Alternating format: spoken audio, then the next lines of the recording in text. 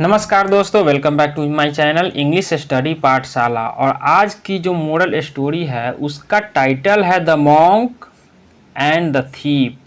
Monk का मतलब होता है महंत, साधु, मठधारी या फिर मठवासी। तो इसका अर्थ हो जाएगा महंत और चोर। तो चलिए इस स्टोरी को पढ़ते हैं और इसका अर्थ समझने का प्रयास करते हैं। बोधित्वा was a kind hearted monk।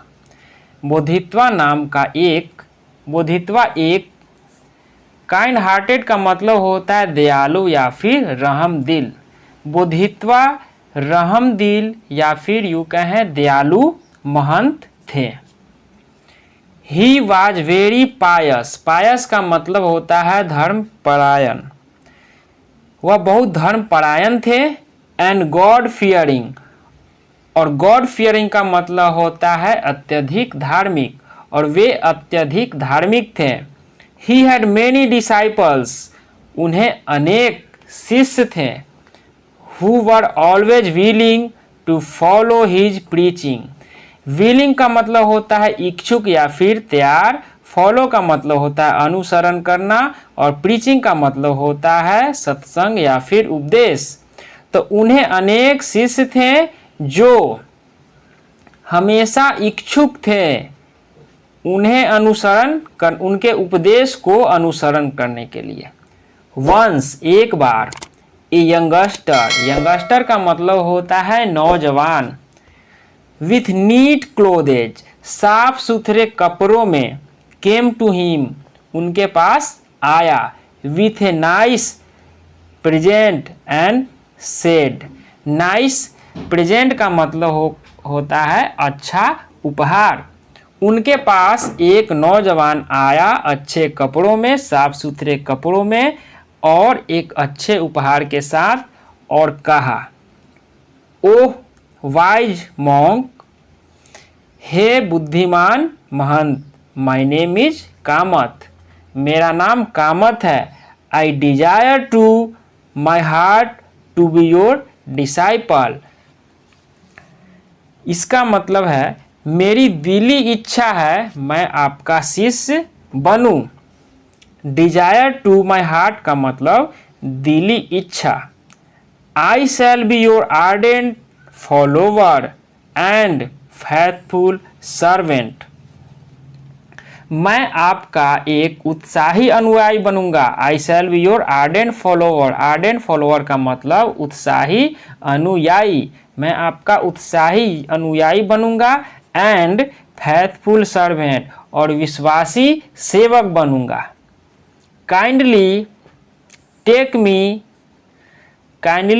Me to be one of your disciple.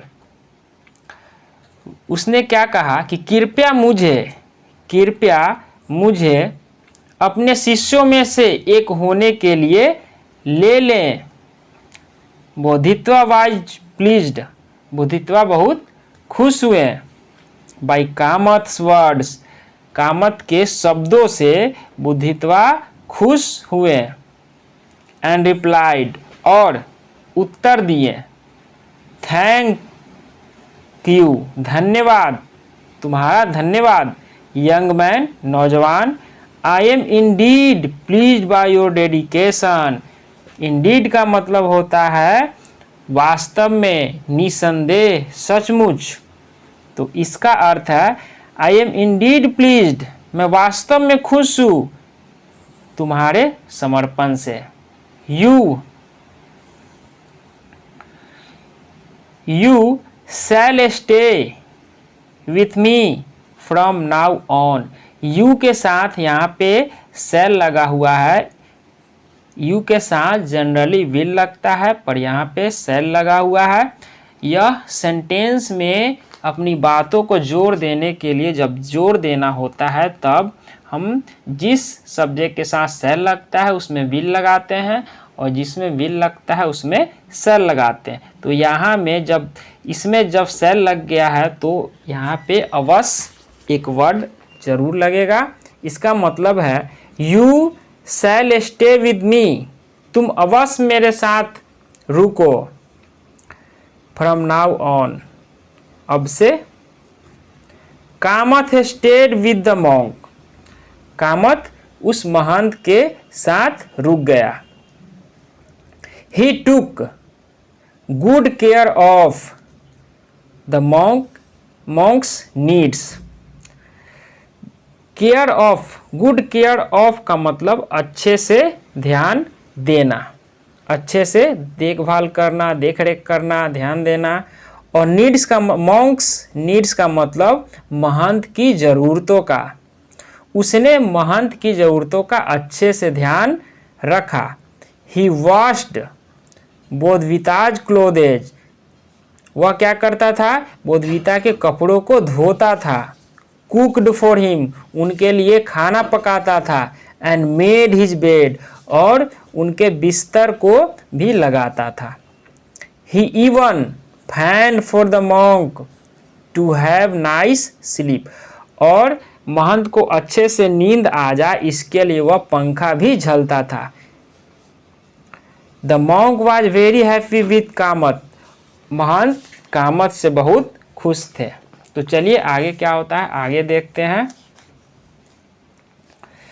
चलिए, डेज पास्ड बाय, दिन बीतते गए। बोधित्वा वाज बिकमिंग रिचर, और बोधित्वा जो थे वह और धनवान बन गए। ड्यू टू हिज पॉपुलैरिटी, अपनी प्रसिद्धि के कारण। He started to believe that, उन्होंने यह मानना, यह विश्वास करना शुरू कर दिया था। दैट की, दैट का मतलब कि ऑल गुड टाइम, यह जो सभी अच्छा समय है, was because of the true disciple Kamat, उन्होंने यह मानना शुरू कर दिया था यह जो अच्छा समय है यह हमारे सच्चे शिष्य कामत के कारण ही है। बिकॉज ऑफ का मतलब के कारण। Bodhisattva started to rest undue confidence and trust with Kamat, Bodhisattva Kamat पर अनुचित विश्वास और भरोसा करना शुरू कर दिए। अनड्यू का मतलब अनावश्यक या फिर अनुचित।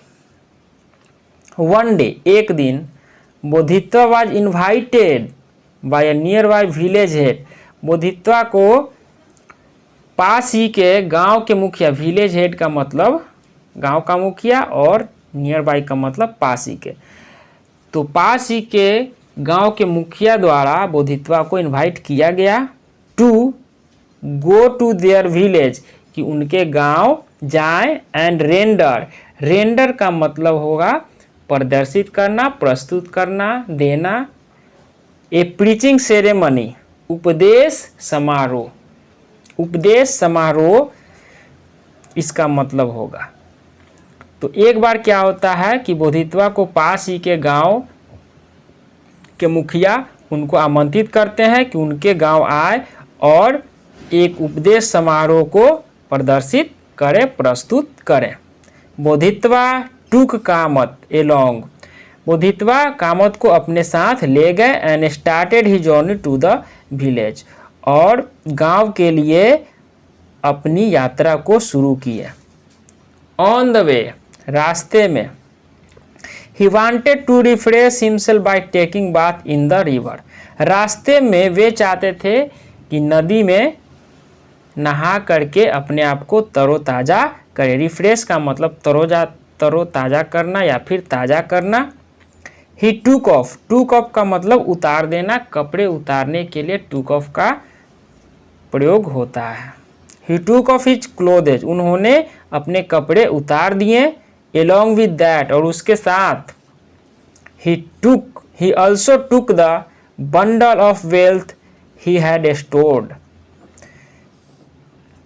और बंडल का मतलब होता है गठरी या फिर पुलिंदा, तो बंडल ऑफ वेल्थ का मतलब होगा धन का पुलिंदा, जो भी उन्होंने जमा किया था। ही हैड स्टोर्ड, जो भी उन्होंने धन को जमा किया था। Bundle of wealth, he took the bundle of wealth he had stored, उसको भी उतारा। And gave it in the custody of Kamat, और कामत के हिरासत में, कामत के संरक्षण में उसको दे दिया, gave it.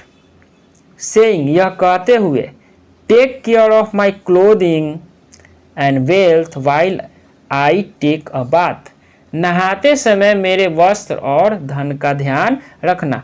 Take care of का मतलब ध्यान देना या फिर ध्यान रखना, क्लोथिंग का मतलब वस्त्र, वाइल मतलब के दौरान, के समय,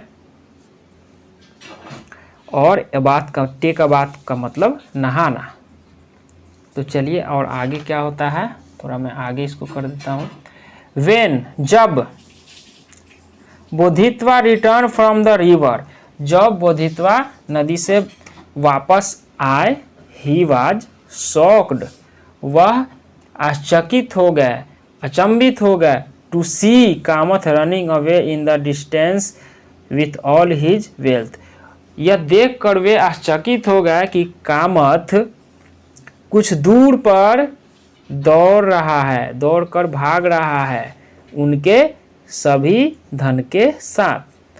Only then did it strike, इसका मतलब हुआ अचानक पता चलना। Only then did it strike that, अचानक पता चला कि Kamat was waiting for his chance all along, Kamat इस मौके का इंतजार कर रहा था।